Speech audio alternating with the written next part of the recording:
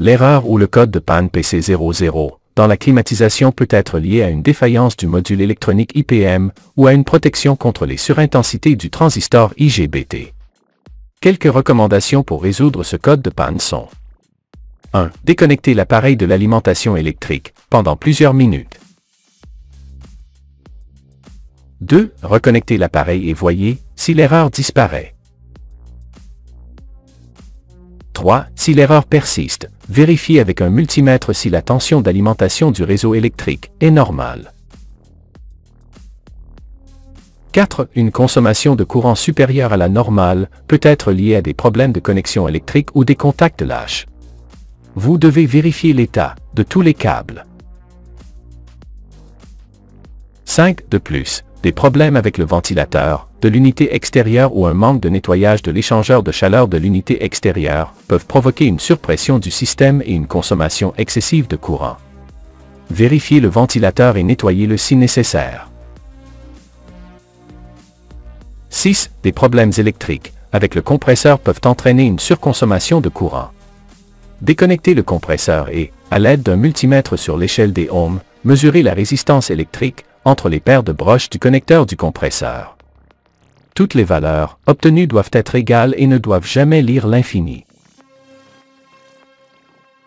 7. Mesurez la résistance électrique entre chaque broche et le boîtier du compresseur en utilisant l'échelle des mégaohms. Il ne doit jamais montrer une valeur de résistance électrique, il doit toujours lire l'infini. Cela exclut les fuites de courant vers la Terre. 8. Maintenant, concentrons-nous sur le contrôleur électronique de l'unité extérieure. Vérifiez si ces voyants indicateurs s'allument ou clignotent. 9. Si les voyants s'allument ou clignotent, cela peut indiquer que la carte génère une tension continue, et il est conseillé de se concentrer sur le circuit IPM, qui est chargé de distribuer cette tension générée. Si aucun voyant ne s'allume, il est conseillé de concentrer l'inspection sur le circuit de génération de tension PFC. 10. Lorsque les voyants ne s'allument pas, pour vérifier le circuit PFC, assurez-vous que la tension continue apparaît dans la carte, en particulier la tension à la sortie du pont redresseur du PFC. Lorsque l'appareil est alimenté en 110 volts AC, après le pont redresseur, la tension doit être d'environ 150 volts DC et lorsque l'appareil est alimenté en 220 volts AC, après le pont redresseur, elle doit être d'environ 300 volts DC. 11. Si la tension continue après le pont redresseur est correcte, maintenant, sans alimenter la carte, vérifiez la continuité électrique entre l'entrée et la sortie de la bobine ou du réacteur du circuit PFC. 12. Vérifiez les valeurs correctes des résistances présentes dans le circuit PFC, ainsi que l'état de la diode, et bien sûr, inspectez visuellement et testez les condensateurs, avec un capacimètre, en plus de vérifier la continuité électrique dans les pistes de la carte. 13. Vérifiez l'état du transistor IGBT dans le circuit PFC. Pour vérifier le module électronique IPM, suivez ces étapes. 1. Déconnectez l'appareil de l'alimentation électrique. Rappelez-vous que les condensateurs peuvent stocker du courant.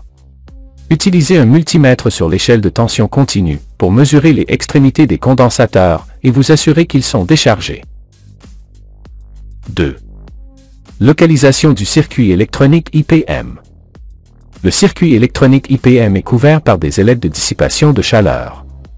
Ces broches sont connectées via 3 pistes indépendantes et un connecteur électrique aux 3 broches du compresseur. 3. Alimentation positive. Identifiez l'alimentation positive aux tensions du circuit électronique IPM en suivant la piste positive des plus gros condensateurs haute tension jusqu'au circuit électronique IPM. 4. Alimentation négative. Identifiez la piste négative des condensateurs jusqu'au circuit électronique IPM en suivant la piste négative des plus gros condensateurs haute tension jusqu'au circuit électronique IPM. 5. Identification des points de sortie U, V, W. Ils peuvent être identifiés en suivant les pistes des connecteurs du compresseur jusqu'au circuit électronique IPM. 6. Régler le multimètre sur l'échelle de diode. 7. Le circuit électronique IPM est composé en interne de 6 transistors IGBT, chacun contenant une diode, que nous allons tester. Commençons par le test d'intégrité des 3 premières diodes. A. Placez la pointe noire du multimètre sur l'entrée positive du circuit électronique IPM. B. Avec la pointe rouge, mesurez les points U, V, W. C. Les valeurs de tension d'activation minimale doivent être d'environ 0,45 volts pour chaque mesure. D. La mesure obtenue entre l'alimentation négative et chaque broche, U, V, W, doit donner pratiquement la même lecture. Passons maintenant au test d'intégrité des 3 dernières diodes. A. Placez la pointe rouge du multimètre sur l'entrée négative du circuit électronique IPM. B.